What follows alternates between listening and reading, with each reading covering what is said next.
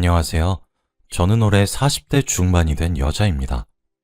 몇 년 전 저희 남편이 저 몰래 해왔던 일들이 다 들통이 나서 제가 크게 충격받았던 일이 있었어요. 그 일이 있고 나서부터는 저는 남편을 더 믿게 되었고 의지하게 되었습니다. 저는 어렸을 적부터 아버지와 남동생, 그리고 저 셋이서 함께 살았어요. 원래는 어머니까지 해서 4명이서 살았지만 한 사건 이후로 어머니가 집을 나가셨거든요. 아버지는 경찰관이셨는데 용의자를 체포하다가 교통사고가 났고 그 이후로 지적장애인이 되시고 말았죠. 저희 집을 먹여 살리시던 아버지가 하루아침에 유치원생 수준의 지능을 가져버렸으니 어머니는 아버지를 책임질 자신이 없으셨고 결국 저희 몰래 야반도주를 하셨습니다. 처음엔 어머니가 집을 나가서 며칠 동안 들어오지 않은 적이 자주 있었기에 분명히 다시 돌아오실 줄 알았어요. 그런데 저희의 예상과 다르게 어머니는 몇 달이 지나도 돌아오지 않으셨고 결국 저와 남동생 그리고 지적장애인 아버지까지 이렇게 셋이서 살게 되었습니다. 아버지가 밖에서 일을 하실 수 없으니 저와 남동생이라도 일을 해야 하는데 남동생은 아버지가 그렇게 되고 어머니가 집을 나가신 뒤로부터 계속 엇나가기만 했어요. 저는 성인이었고 남동생은 고등학생이었는데 질이 좋지 않은 애들이랑 어울려 다니고 저는 학교에 자주 불려가서 사과도 드리기도 했고 동생이 강제 전학을 가야 하는 상황이면 저희 집도 이사를 해야 하기 때문에 아주 힘들었습니다. 제게 이런 악순환이 반복되니까 동생을 붙잡고 울고 불며 제발 정신 좀 차리라고 말을 한 적이 있어요. 그치만 제가 이렇게 말해도 동생은 듣는 둥 마는 둥 했고 더 엇나가기만 하더군요. 그래서 어쩔 수 없이 제가 저희 집안의 가장이 되어서 살아야 했습니다. 하루는 남동생 학교에서 연락이 와서 가보니 동생이 또 같은 반 친구를 때렸더라고요. 제가 교무실로 들어가니 의자에 동생이 앉아 있었고 옆에는 피해자 학생과 부모님이 서 계셨습니다. 그런데 딱 봐도 피해자 부모님은 화가 잔뜩 난 얼굴로 동생을 치면서 부모님 어디 있어? 당장 부모님 데려와 라고 하고 있더라고요. 저는 마음을 다잡은 채로 교무실로 들어가서 인사를 드렸습니다. 그런데 저를 보시고는 어쭈? 부모 없어? 역시 이러니까 가정교육 못 받은 애들이랑 상종을 하면 안 된다니까? 우리 귀한 아들 얼굴 어떡할 거야? 라고 하는 겁니다. 저는 아무 말 없이 죄송합니다. 정말 죄송합니다. 제가 동생 교육 잘 시킬게요. 라고 했고 동생은 사과하는 저를 보고 누나가 왜 사과해? 사과받아야 할 사람은 나라고! 하더라고요. 저는 동생의 그런 모습이 피해자 부모님의 화를 더 불러일으킬까봐 너 뭐 하는 거야? 지금 당장 무릎 꿇고 사과드려도 모자랄 판에! 라고 하며 더 화를 냈어요.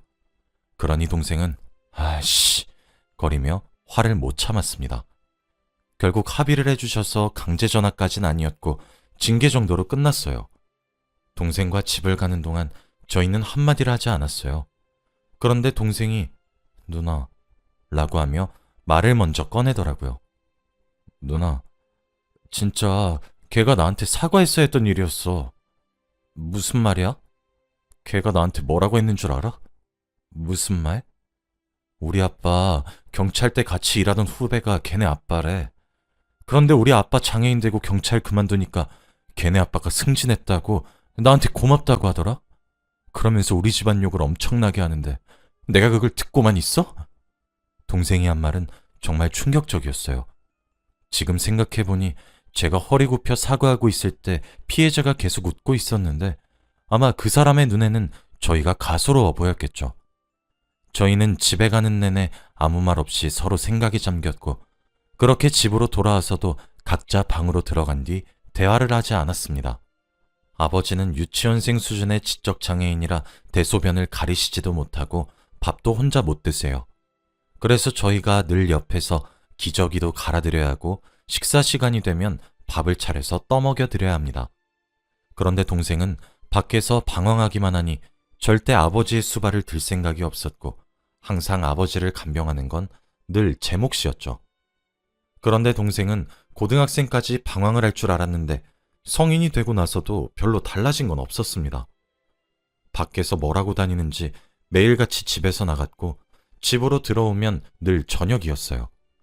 저는 직장을 다니고 있었는데 제가 일을 할 동안 아버지를 돌봐줄 사람이 없으니 간병인을 고용할까도 싶었지만 돈이 너무 부족했고 어쩔 수 없이 제가 매일 점심시간 때마다 집에 가서 아버지를 간병하고 밥을 먹인 다음 저는 다시 회사로 가야 했어요. 이런 하루가 매일같이 반복되니까 삶에 낙이 없었고 저는 평생 결혼을 못할 줄 알았습니다.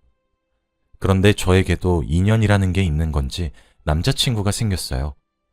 연애는 사치라고 생각했던 제가 한 남자를 만나고 생각이 바뀌게 되었는데 바로 저희 직장 상사입니다. 우연히 같은 프로젝트를 하면서 이야기할 상황도 많아져 서로에 대해 많이 알게 됐는데 그게 저희의 시작이었어요.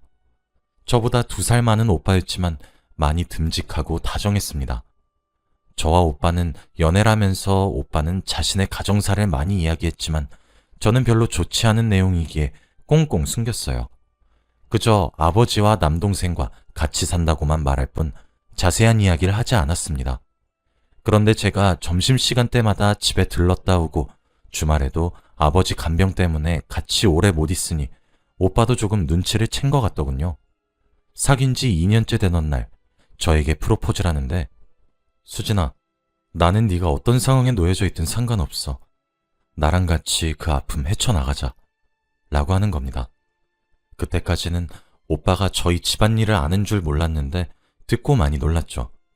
저는 그날 오빠에게 처음부터 끝까지 저희의 집안 사정을 다 이야기해 주었어요.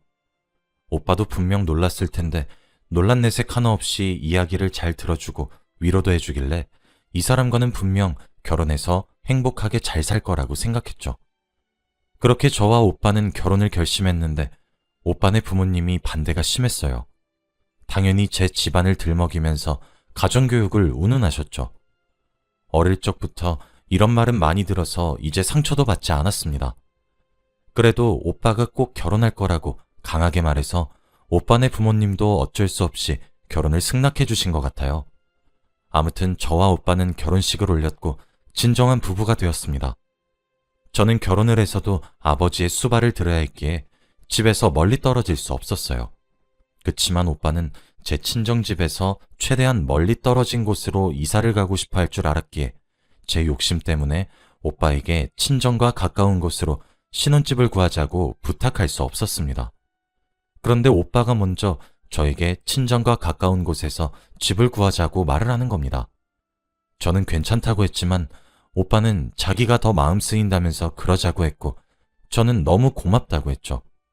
그런데 이 소식을 듣고 시댁 사람들이 가만히 있을 리가 있나요? 당연히 구박을 엄청나게 하셨죠. 자기 귀한 아들 간병인 만들 셈이냐고 하면서 온갖 욕을 다 퍼부었습니다.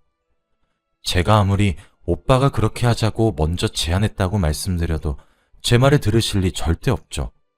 네가 어떻게 꼬셨길래 우리 착한 아들이 넘어가? 그 노인네 얼른 요양원에 보내! 라고 하시며 더 비꼬아서 말씀하셨습니다. 오빠는 그럴 때마다 우리 엄마 아빠 이야기 무시하고 그냥 같이 살자 라고 했고 오빠 말을 따르기로 했습니다. 그렇게 저희는 본가와 가까운 거리로 신혼집을 구했어요. 저는 정말 행복한 신혼생활을 즐겼고 저는 틈틈이 본가에 가서 아버지의 수발을 들었습니다. 그런데 제가 갑자기 임신을 하고 말았어요. 신혼생활한 지 얼마 되지 않았을 때 알게 된 사실입니다. 저는 너무 기쁘기도 했지만 한편으로는 제가 만삭이 되고 산후조리를 할 때 아버지를 돌볼 사람이 없다는 게 조금 마음에 쓰이더라고요. 그런데 저희 남편은 너무 기쁘다며 하루 종일 동네방네 자랑하고 다녔고 저와 사이가 좋지 않던 시댁 사람들도 먼저 저에게 연락이 와서 손주 얼른 보고 싶다고 하시는 겁니다. 저는 그래도 좋은 게 좋은 거라고 임신을 즐기기로 했고 남편도 저에게 잘해주었습니다. 확실히 임신을 하니까 제 몸도 가누기 힘들어서인지 아버지에게 가기가 힘들어서 요양원이나 간병인도 생각해봤는데 얼마 벌지도 못하는 제가 아버지에게 그런 돈을 쓰는 걸 알면 남편이 별로 좋아하지 않을까봐 걱정이 되었죠. 그래서 제가 식은땀을 흘려가면서 임신한 상태로 아버지의 수발도 들고 본가 청소도 하고 그랬네요. 당연히 남편에게는 비밀로 하고 본가로 갔죠. 남편이 알면 분명히 안정을 취해야 한다고 잔소리할 게 뻔했거든요. 아무튼 저는 임신을 하면서도 아버지의 간병 일을 했습니다. 남동생은 이제 나이가 많이 들었는데도 연락 한 통 먼저 하는 일이 없었고 도대체 뭐라고 사는지 잘 모르겠더라고요. 제가 본가에 가면 가끔씩 마주치는데 제가 무슨 말을 해도 늘 단답형이었습니다. 임신을 한 상태로 아버지의 수발도 들고 집안 청소도 하고 있는데 동생은 별로 마음에 쓰이지 않았나 봐요. 그래도 이런 상황에서도 제 옆에 있어주는 다정한 남편이 있으니 그것만으로도 행복했습니다. 그런데 이 행복은 별로 오래가지 않았답니다. 남편이 조금씩 바뀌기 시작했거든요. 저만 바라보고 저만 위해줄 줄 알았던 남편이 최근 들어서 다른 데 관심을 쓰는 것 같았습니다.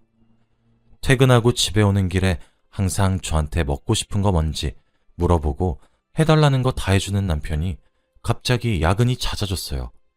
저도 남편과 같은 회사에서 일을 했으니까 저희 회사 상황을 대충 아는데 야근을 하는 분위기가 아니거든요. 특히나 남편이 하는 일은 야근이 필요 없는 일이었습니다. 그래도 초반에는 저 때문에 일을 많이 못했구나 싶어서 이해하려고 했어요. 그런데 일주일에 적어도 3번은 야근을 하는 겁니다. 5번 출근하는데 3번 야근하면 의심할 만하지 않나요?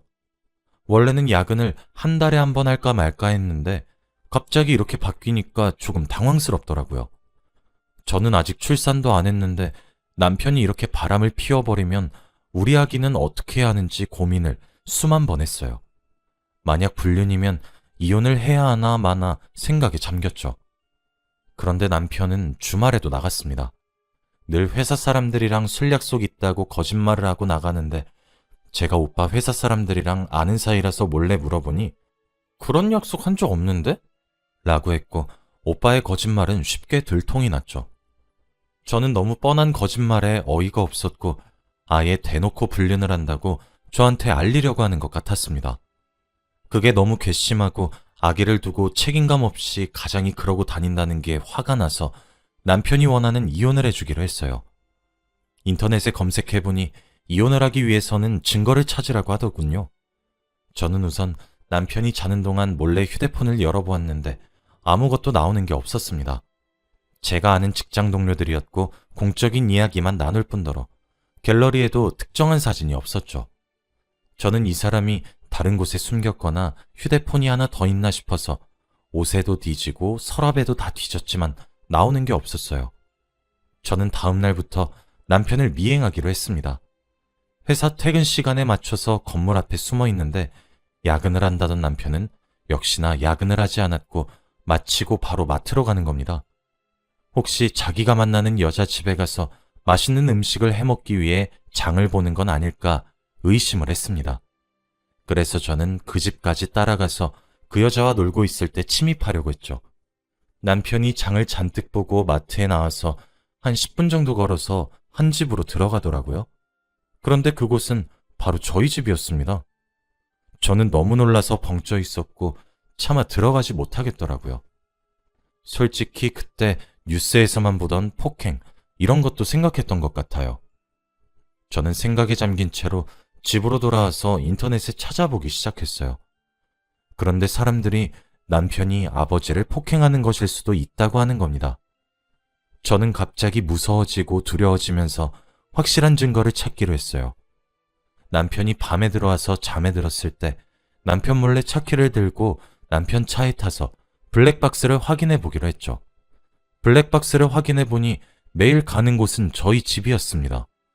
야근을 한다던 남편이 매일같이 저희 친정집에 가서 도대체 밤까지 무슨 일을 벌이는지 궁금하더라고요. 처음에는 불륜인 줄 알았던 남편이 혹시나 범죄자일 수도 있다는 생각이 드니까 너무 무섭고 저도 혹시나 나쁜 일을 당할까봐 아무것도 못하겠더라고요. 그래도 저희 아버지고 집안일인데 제가 나서지 않으면 더 상황이 나빠질 것 같아서 며칠 뒤에도 남편을 미행했어요.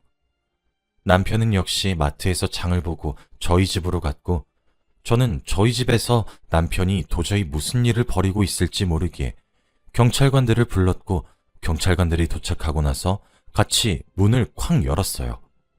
경찰관 몇 명들은 총기를 손에 쥐고 꼼짝 마! 라고 하며 저희 집에 들어갔고 남편과 아버지가 보이지 않았습니다. 저는 순간 너무 무서워지면서 이방저방 다 수색하는데 바로 아버지 방에 있더라고요. 그런데 그곳에서 남편이 하는 행동은 정말 충격적이었습니다. 바로 저희 아버지 귀저귀를 갈고 있었거든요. 기저귀를 갈다가 갑자기 경찰이 들이닥쳐서 꼼짝마 이러니 남편과 아버지 둘 다 당황하는 겁니다. 그런데 무엇보다 당황한 건 바로 저였습니다. 정말 남편이 저희 아버지 수발을 들고 있는 모습이 너무 낯설었거든요. 사실은 제가 배가 점점 나오니까 움직이기도 힘들어서 집에 한동안 못 가고 있었는데 그때 남동생이 먼저 저에게 연락이 와서 자기가 아버지 수발을 들겠다고 하는 겁니다. 그래서 저는 드디어 철이 들었나 싶어서 남동생만 믿고 있었어요. 그런데 남동생이 아니라 그동안 아버지의 수발을 든 건 바로 남편이었습니다. 저는 상황이 이해가 된 후 경찰관님께 연실 사과라면서 보내드렸고 남편과 이야기를 나누었죠. 남편의 이야기는 정말 충격적이었습니다. 임신한 채로 친정에 왔다 갔다 하는 걸 알고 있었다고 하더라고요. 그래서 일부러 제가 쉬게 하기 위해서 남동생한테 누나한테 네가 아버지 수발 든다고 해줘 라고 했다네요.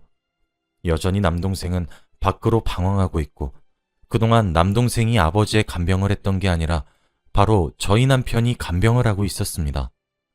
저는 너무 감동적이라 눈물이 흐르고 말았어요. 남편이 매일같이 거짓말을 하길래 불륜이나 범죄를 저지르고 있는 줄 알았는데 의심한 게 너무 미안하더라고요. 그리고 저번에는 휴가까지 내서 아버지를 병원에서 치료받게 해주었다고 합니다. 혼자 휠체어를 끌면서 병원 곳곳을 가서 건강검진도 받고 업어서 집에서 오르락내리락 하고 말이죠. 정말 이런 남편 어디 없는 것 같아요. 저는 듣는 내내 남편에게 너무 고마웠어요. 남편은 다 저를 위해서 그런 거라면서 고마워하지 말라고 했지만 저는 눈물이 멈추지 않더라고요. 남편은 제가 임신을 하는 동안 열심히 저희 아버지를 보살펴 주었고 저는 맘 놓고 임신에만 매진할 수 있게 되었어요. 그리고 얼마 뒤 아주 슬픈 소식이 들려왔습니다. 저희 아버지가 생을 마감하셨어요. 장례를 하는데 철없던 막내 동생은 그제서야 정신을 차렸는지 장례식장에서 엄청나게 울었고 하루 종일 술만 먹더군요. 그런데 남편에게 고마운 점이 바로 저와 같이 상을 치러줬어요. 남동생과 원래 같이 해야 하는데 술만 먹으면서 울고만 있으니 남편이 같이 해주더라고요. 며칠 동안 남편이 많이 도와주었고 제 옆에서 저를 많이 위로해 주었습니다.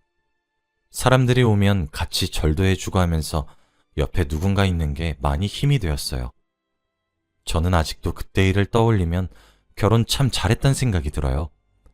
아마 돌아가신 아버지도 사위 하나는 잘 들였다고 생각하실 거예요. 친정아버지 간병해주고 친정아버지 상 같이 치러주는 남편 있나요? 지금은 아이를 낳고 새 가족이서 잘 살고 있어요. 남동생은 철이 들어서 직장을 구해서 혼자 돈을 벌고 있습니다. 이제 얼추 화목한 가족의 느낌이 납니다. 여러분도 꼭 저처럼 좋은 남편 만나시길 바래요. 제 이야기는 여기까지입니다. 들어주셔서 감사합니다.